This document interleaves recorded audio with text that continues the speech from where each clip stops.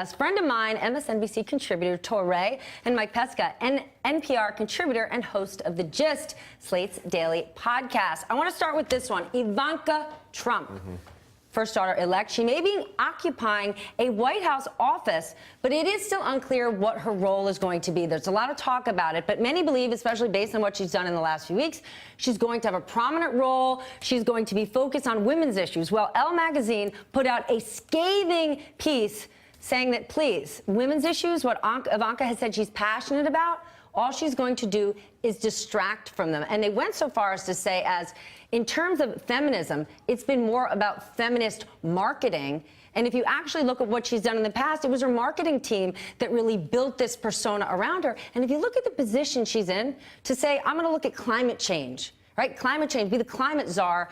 You meet with Leonardo DiCaprio, you meet with Al Gore, and then you're surrounded by people in the cabinet who are, at the very least, climate change questioners. In terms of women's issues, what is Ivanka going to do if Donald Trump appoints a Supreme Court justice who wants to overturn Roe v. Wade? So I get it. We're going to build a brand, but a brand of what? We don't even need to go that far to talk about SCOTUS. They're already talking about day one. They know how they can kill funding, federal funding for Planned Parenthood, right? Changing the lives of millions of American women, right? Where is Ivanka going to be on that? Is she going to be going to him and saying, Dad, you can't do this. American women need this. This is better for America, that women have the choice to do what they want to do with their body. She'd rather talk about the choices that women have to what they put on their body. Shop like Ivanka. Wear my bracelet. What about what they do with their bodies? Where is she going to be on that? This article is so smart in terms of dealing with how she protects him from his sexism by being that exceptional woman. So if you're like Ivanka, then you can supersede sexism, right? When she says, like, there's no sexism. My dad promoted me very high.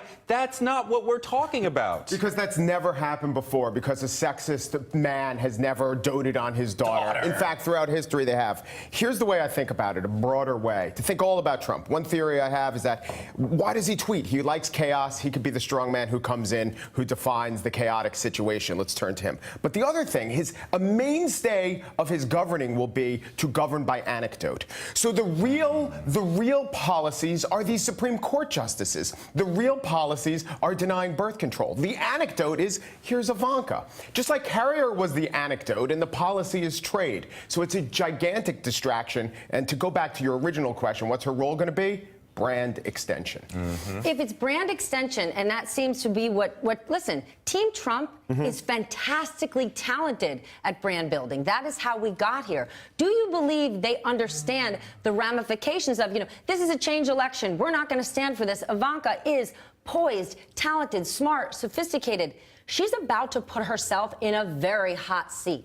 Yes, but I think that this helps her. This helps her sales. This helps, when they turned around and tried to market the watch that she was wearing. Bracelet. Not only is it oh, of course, sorry. Not only is it a bracelet, the bracelet was in a meeting with the head of state. It's weird the way that he has sexualized her over and over throughout the years, and now she's becoming a sort of first lady manquée in some way. Like, this is just weird stuff. Torre, I don't talk about Donald Trump and sex before 10 a.m. I have to change the subject. I'm sorry. And I do want to say, though, that bracelet, her team said it was a marketing mistake. Yeah. They were working out. Because there was blowback. All Because right. someone objected. All right. Okay. I want to change the subject to something that I cannot believe.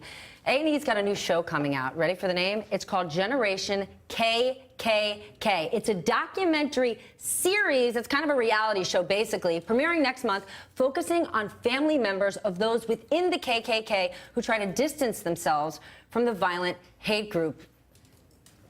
Is your mind blown a little bit that a show about the KKK is if you're doing a documentary type series, you're really taking a risk here, and maybe a risk of normalizing maybe the most storied hate group in America. I mean, I imagine I'm going Mike first. You went first last time. I haven't seen it, and there's a way for them to pull it off. Here's what gives me pause. In the history of reality television, has there ever been a show without characters who are likable? Do people ever tune into a show with entirely irredeemable characters? So even if these people are terrible, and even if these people are so full of hate and so racist, you have to find silver linings. You have to find ways to, and they could always do this in editing, or they could construct a narrative where you have 2 or 3 sympathetic characters, and then immediately we're asked to empathize. Yeah, we're I don't asked know. to There was like a empathize Road with the Rules Klansmen. season in there, or Real World LA. I don't think I liked anybody. All right, Torre. We have seen since the election the rise of media saying, let's cover professional racists. Let's see what they have to say. So we see a lot of